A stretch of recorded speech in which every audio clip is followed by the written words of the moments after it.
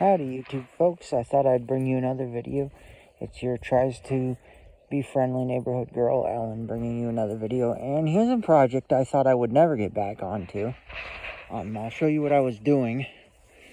For those of you all in the beginning know what I'm talking about. I fought with trying to get this thing going, but I started disassembling it anyways because I had plans of restoring it. But I just sprayed some lubricant in there so I can get the steering wheel off, hopefully, to remove this. But who knew I'd get back on this? It had been buried, mostly torn apart in the granary, and you know how that goes for those of y'all who work on stuff like this around the farm or the homestead or whatever. Know when you start getting into projects like these, you might forget where things go, so definitely hold some patience with yourself, I guess. But, well, I am getting this ready to repaint. I was trying to sell it all disassembled as a project, but obviously there aren't too many people who want to take on this major of a project these days. So that's why I've decided to take it back up, but I thought I would show you what I did today. So I pulled this out of its sarcophagus. I am putting it in the rotation if I can this summer, because that's why I've got it dug out. Because obviously I have more pressing things like said Maggie. And I am trying to get a job so I can save up for the berry farm. And then work on getting the old Ford working for the farm. Still a lot to go there, but I'm debated whether I'm going to keep this for my farm or sell it if I can get it going. I'm also debated whether I'm going to use the original engine or do a repower. And if I do a repower, I'm going to make my own custom bracket as an engine mount plate that can house the original axle with its pin. So I can put the original axle mount that is also the bottom belly pan of the original engine back on it. So if I do end up selling this, I can sell it with the original engine sealed up and protected as best as possible, even though it's been sitting in my shop and really hasn't been sealed up all this time, just because I'd like to put that back on. So if anybody wanted to put it back to stock and I did end up selling this, they could, or sell the engine for parts or repair to somebody who needs an engine or needs parts for their engine, and just keep this as a resto mod type thing in a sense, because it won't have the original engine. But either way, I will be working on getting the mower deck on it if I do end up keeping it, or in general anyways, but especially if I do end up keeping it. But I'm thinking maybe putting a brand new engine on it would probably up the value of it. But again, I would send the original engine with it if I did. So someone could easily put it back to stock level. But yeah, this is where I'm at. Trying to get that steering wheel off, as you can see. Oh, here's the crusty orange tractor. I've done some shorts on. This is going to be the mower, hopefully, that I can, once I build it, to go in between my rows that are going to be here and here. I'll show you, especially when it's done, for my berry plants. But what we have trouble with has been finding a parts machine. So in lieu of that, if I don't, I will probably look around for one of those old Ariens rear riders, because the decks are similar. And even if I have to make my own custom brackets, get a mower deck from one of those. If somebody will sell me just a mower deck and put that on there and call it good. Because quite honestly, and again, I made that short video whether I was going to figure out this, and I think I might try to figure this run, because I might use this, if you haven't guessed already, into here, and the shaft is big enough to house the original pulley, because I do not know if the original engine on this is even worth fixing up. But I'm also going to investigate that too, because it wouldn't be bad to put this back to stock if I can, but it's not a big deal to me as long as I get it mostly painted and preserve my uncle who owned this decals he put on it. That's the only thing I want to, just because I think that's kind of cool and it'd pay homage to him. Plus, I'm not looking for this to be perfect either. I just want it to be usable. But yeah, back onto this. So enough of that. But yeah, we dug out the Wards 15. I'm going to see what we can do. If I end up fixing this, obviously the mower deck will go under it. I could fix this one up, put the mower deck under it for the farm, and not put the mower deck under the cubby ever, and just keep that with a plow and possible rototiller someday. I'm also been working on a rototiller over there behind the Ford cab. It's a parts tiller. It's the Graham Page tiller. That's the pretty much identical to the Fraser one I have, except it's a non-reverse model. So I've been stripping that out for spares. Plus, I want to try to salvage the piston out of it because it's still in there with the rings, and see if I can clean it up and use it. Same with the rings, because I need piston rings for the one in the shop. That's a Fraser.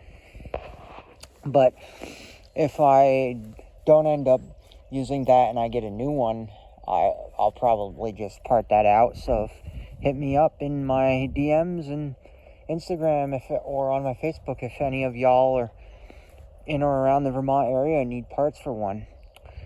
The reason, and I would sell them whole or individually, but just trying to make my money back out of it if I get it. And so once I make my money back, whatever's left, if it doesn't sell, I would just probably scrap it, unless y'all wanted to buy everything as a whole.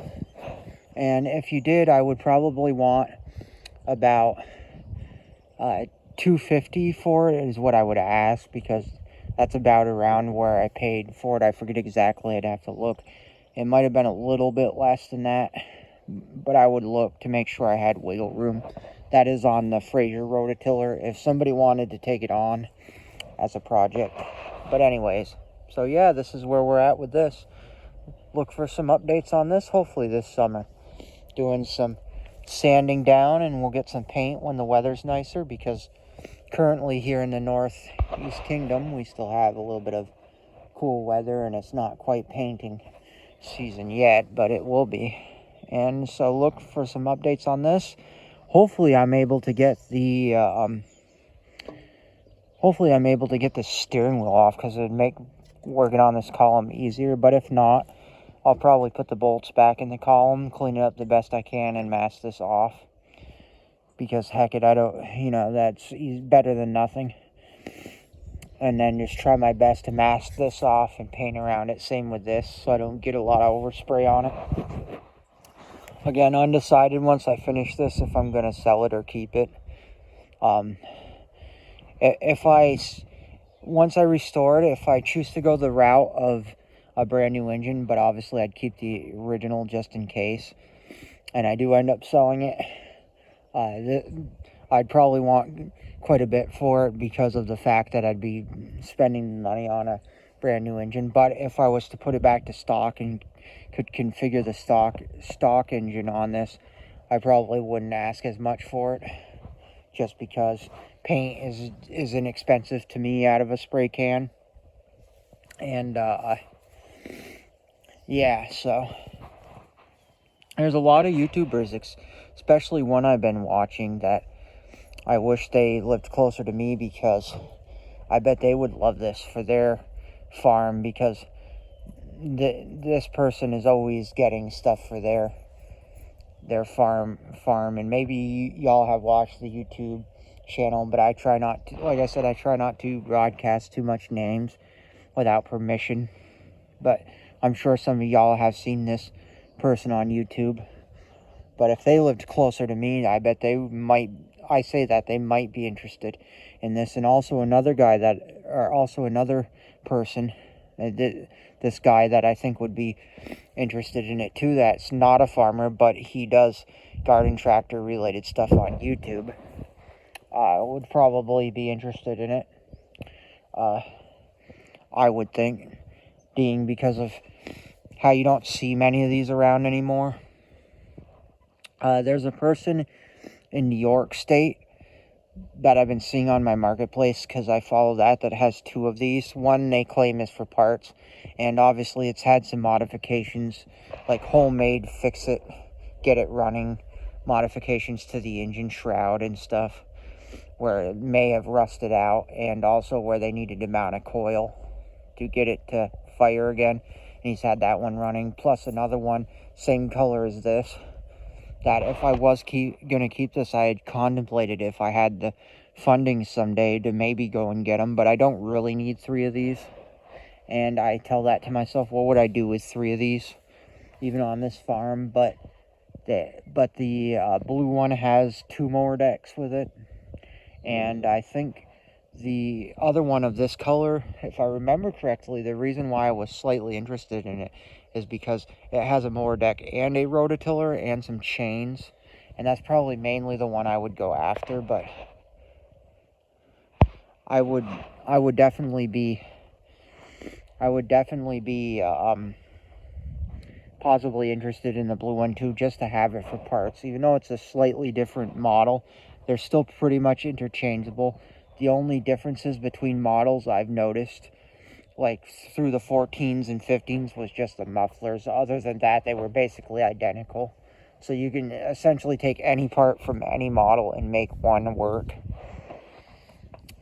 So that's why I would be slightly interested also in the blue 14 that 14 horse that he has, because I could just, if I needed anything, or because it runs, actually, because that one he's actually had running would be perfect to take if I bought both the yellow one he has and the blue one parts from this one instead of fixing this one up, and which I've contemplated, and just keeping this around for parts and putting it on a blue one, because the shroud has that damage on it where somebody pop riveted or something, a piece of metal. But the only thing with that is it wouldn't be a 14 horse, it wouldn't say 14 horse on the engine shroud, and that would kind of bug me a little bit. That's why I'd probably just leave it. And obviously I'd like to see this one fixed up anyways, because I think it's got good bones. Yeah, so anyways, YouTube folks, but if any of y'all are interested while I'm halfway through this, and you also want to hit me up, and you might want to take on a project, especially if I get it mostly done, and I'm not that far into it, and I haven't done any engine work yet, hit me up as well. $150. I would take $150 for this whole project, because that's what I have into it, and I just want my money back, and I could sink it into other things like the krusty orange. The krusty orange. I think I'm going to name this one Project Krusty Krab because of the K on the side of it. And I believe there's another K on the other side. No, KD. So, I forget exactly what the K stands for, nor would I really share that, or the D, but yeah, I'm naming that one Project Krusty Krab, because we'll name this mower Krusty Krab because of the K on the side, and I think that's kind of cool. A little homage to SpongeBob for those of you seen it. But there's Project Krusty Krab, the orange Gilson, which I found out it was a Gilson rear rider, which I could have looked at the tag instead of going on the forum, but unbeknownst to my tomfoolery, I did not take the time to look at the side and see there's a tag that tells you what brand it is.